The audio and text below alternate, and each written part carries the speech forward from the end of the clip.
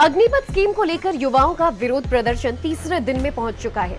हर बीतते दिन के साथ ये प्रदर्शन और उग्र होता जा रहा है। इस आंदोलन की आग बिहार से होते हुए करीब 11 राज्यों में फैल चुकी है।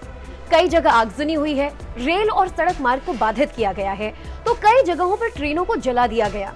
प्रदर्शनकारी अब तक कई ट्रेनों को फूंक चुके हैं और बड़ी संख्या में सरकारी और सार्वजनिक संपत्तियों को नुकसान पहुंचाया जा रहा है।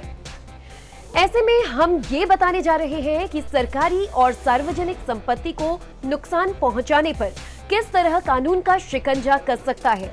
लेकिन पहले आपको बताते हैं कि प्रदर्शनकारियों ने कहां-कहां सार्वजनिक संपत्तियों को नुकसान पहुंचाया है।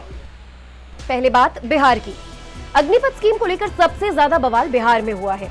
आरा के कुल्हड़िया स्टेशन पर उपद्रवियों ने जमकर हंगामा किया। वहां एक ट्रेन को पूरी तरह जला दिया गया। आरा जिले के बिहिया रेलवे स्टेशन पर भी तोड़फोड़ और आगजनी की सूचना आई। अग्निपथ का विरोध कर रहे छात्रों ने सुपौल में भी एक ट्रेन को आग के हवाले कर दिया, तो पश्चिम चंपारण के बेतिया रेलवे स्टेशन पर छात्रों ने जमकर तोड़फोड़ की। छात्रों ने समस्तीपुर के बिहार संपर्क क्रांति एक्सप्रेस ट्रेन में भी इसे रोककर प्रदर्शन किया और ट्रेन पर पथराव किया, जमकर तोड़फोड़ की। ट्रेन के एसी बोगी में आग भी लगा दी। इसी तरह लखीसराय स्टेशन पे भी युवाओं ने पहुंचकर अग्निपथ योजना का विरोध किया। युवाओं ने स्टेशन पर विक्रमशिला एक्सप्रेस को रोक दिया और इसके बाद उन्होंने ट्रेन में जमकर तोड़फोड़ की और एसी बोगी को आग के हवाले कर दिया। बात यूपी की करें तो अग्निपथ स्कीम के विरोध में वाराणसी में भी एक बस पर पथराव किया गया। इससे पहले बलिया में ट्रेन को फूंक दिया गया। स्टेशन पर तोड़फोड़ भी हुई थी। यूपी के फिरोजाबाद जिले के मठसेना में भी युवाओं ने आगरा लखनऊ एक्सप्रेसवे पर अग्निपथ योजना का जमकर विरोध किया। लेकिन इस दौरान उन्होंने कुछ बसों में भी तोड़फोड़ की। योजना के विरोध में बलिया में भी कुछ अराजक तत्वों ने रेलवे लाइन पर खड़ी एक ट्रेन की खाली बोगी को आग के हवाले कर दिया। रेलवे स्टेशन पर भी तोड़फोड़ करने के साथ पत्थरबाजी की गई। फिरोजाबाद के थाना मठसेना स्थित 43 kilometre milestone Agra Lucknow expressway पर अग्निपथ के विरोध में तो युवाओं ने वाहनों पर पथराव शुरू कर दिया। उत्तर प्रदेश परिवहन बस की गाड़ियों के शीशे तक तोड़ दिए।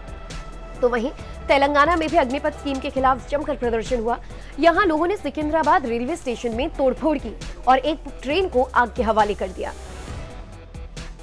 अब जानिए कि जो लोग विरोध प्रदर्शन करने के लिए इस तरह का हिंसक रास्ता अपनाते हैं, इस तरह ट्रेन की बोगियों को फूंक रहे हैं, सरकारी बसों को आग के हवाले कर रहे हैं और सार्वजनिक संपत्तियों को इस तरह नुकसान पहुंचा रहे हैं, वो कैसे बड़े कानूनी पचड़े में फंस सकते हैं।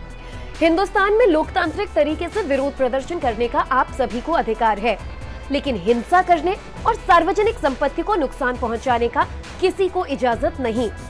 देश की शीर्ष अदालत ये साफ कह चुकी है कि बंद, हड़ताल, विरोध प्रदर्शन, मार्च या किसी भी तरह के आंदोलन के दौरान हिंसा करने और सार्वजनिक और प्राइवेट प्रॉपर्टीज को किसी भी हाल में नुकसान नहीं पहुंचाया जा सकता।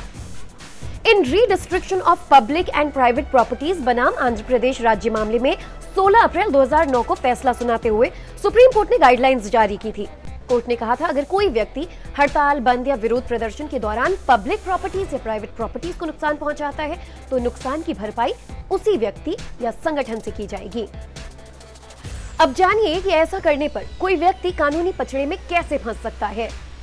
अगर कोई सार्वजनिक संपत्ति को नुकसान पहुंचाता है तो पीडीपीपी एक्ट यानी prevention of damage to public property act 1984 के तहत भी कार्रवाई की जा सकती है, बशर्ते प्रदर्शन के दौरान आगजनी और भीड़ को हिंसा के लिए उकसाने के जिम्मेदार की पहचान हो जाए और उसका गुनाह कोर्ट में साबित कर दिया जाए। इस कानून के तहत 6 महीने से लेकर 10 साल तक की जेल की सजा का प्रावधान है। इसके अलावा हिंसा, दंगा, आगजनी और बलवा करने वालों के खिलाफ भारतीय दंड संहिता यानी आईपीसी की धारा के तहत कार्रवाई की जा सकती है। हालांकि prevention of damage to public property act में हिंसक विरोध प्रदर्शन के दौरान संपत्ति को नुकसान पहुंचाने पर दंड देने का प्रावधान किया गया है, लेकिन संपत्ति को हुए नुकसान की भरपाई करने का कोई प्रावधान नहीं है। पर सुप्रीम कोर्ट इस संबंध में संसद से कानून बनाने के लिए कह चुका है, लेकिन जब तक कानून बनता नहीं है, सुप्रीम कोर्ट की गाइडलाइंस के तहत संपत्ति को नुकसान पहुंचाने वाले प्रदर्शनकारियों से उसकी भरपाई की जा सकती है। जैसा कि नागरिकता संशोधन कानून यानी कि सीएए के खिलाफ यूपी में हुए प्रदर्शन को लेकर सीएम योगी आदित्यनाथ ने वो सार्वजनिक और निजी संपत्तियों को नुकसान पहुंचाने वाले उपद्रवियों की पहचान कर नुकसान की गई संपत्ति का मूल्य वसूला। हालांकि इस निर्देश को अमलीजामा पहनाने में दिक्कतें जरूर नजर आई। व्यवहारिकता में सुप्रीम कोर्ट की गाइडलाइंस का पालन भी करना मुश्किल हो जाता है, क्योंकि प्रदर्शनों के दौरान किसने क्या उपद्रव किया, किसने कहां तोड़फोड़ की और आगजनी की, इसे साबित करने में पुलिस को बहुत परेशानी होती है। तो कई बार विशाल जनसमूह का ऐसा कोई नेता या आयोजक नहीं होता है जिसकी पहचान की जा सके, तो इसीलिए कोर्ट में दलील दी जा सकती है कि किसी ने आंदोलन या प्रदर्शन का आह्वान ही नहीं किया था जिसमें सार्वजनिक संपत्ति को नुकसान पहुंचाने की बात कही गई हो, और इसीलिए उपद्रवियों की पहचान कर कोर्ट में उन्हें दोषी साबित कर पाना मुश्किल हो जाता है। यही वजह है कि सार्वजनिक संपत्ति के नुकसान के मुकदमों में सजा का औसत महज 29.8% है।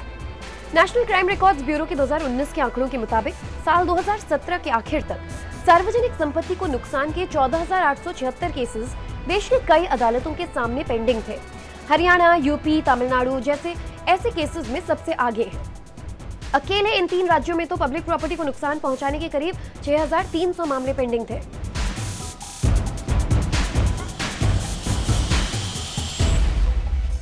तो इसी तरह के और भी इंफॉर्मेशनल वीडियोस देखने के लिए और खबरों के पीछे की खबर को समझने के लिए आप टाइम्स नाउ नवभारत के तमाम डिजिटल प्लेटफॉर्म से जरूर जुड़िए।